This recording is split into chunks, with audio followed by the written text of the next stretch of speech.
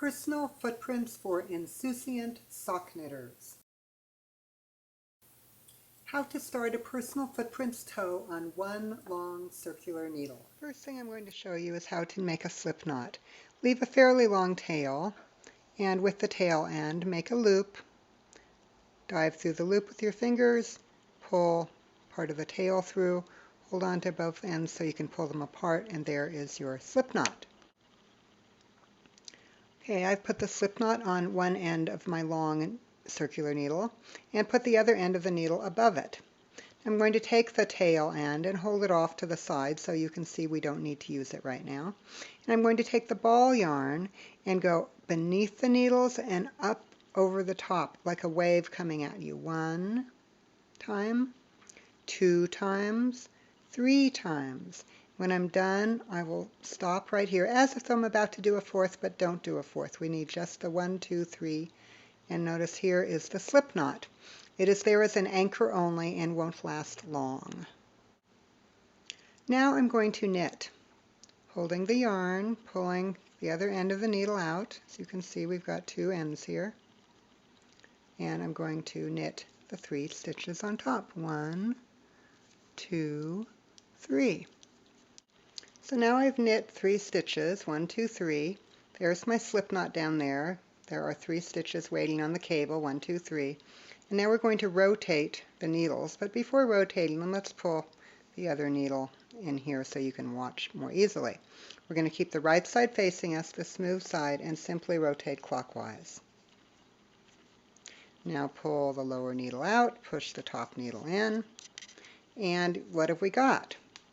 We've got, there's our 3 stitches we just knit, and here's the next ones, 4, 5, and 6. In front of them is that slip knot.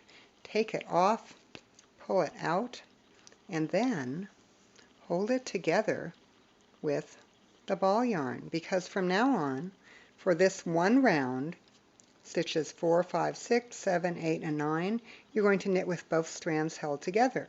What this will do is that it will double the number of loops on the needles.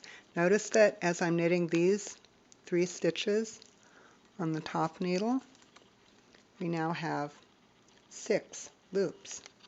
And do the same thing on the other side. Rotate, keeping the right side facing you at all times. We don't want to knit the sock inside out. And knit this side with both strands as well. It's a little awkward because I have very thick yarn, so you can see what I'm doing. Here we are. Notice we're building stockinette in between, and we've got a lot of live stitches there. To continue, I'm letting the tail hang because it has done its job. It created one round where we doubled the number of loops. Now we will knit every single loop singly all the way around. That will be 6 on each needle. I've now knit all the way around. You can see that I've got smooth stockinette center and 12 live stitches, 6 on top, 6 on the bottom. This will be the very center of the toe. Now what we're going to do, notice that the right side is facing, of course. We're going to begin increases.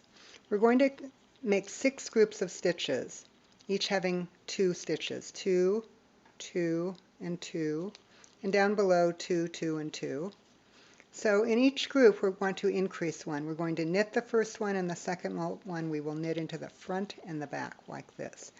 Knit 1, knit into the front of the stitch, and before you take it off, knit into the back. Notice that this gives me 3 stitches from 2.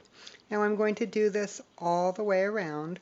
So in this one as well, knit 1 to the front, 1 into the back. Now I got 3 for that. See, we have 3 and 3, 2 groups of 3. Pretty soon we'll have groups of 3 all the way around. Here you can see I've knit all the way around, and we have these little bumps, which are the purl bumps made by the increase. Those bumps will actually allow you to read your knitting.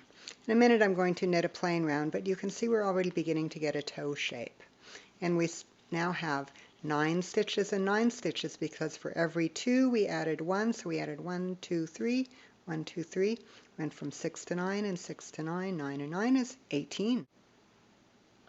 And now I have knit all the way around, just a plain round. So this is a quiet plain round I just did. So we still have 18 all the way around. And as you can see, we're beginning to get a very nice toe shape. This will make a beautiful toe. Of course, it's large gauge, so it's rather larger than it would be were it sock yarn. But you can see it'll make a lovely, lovely toe.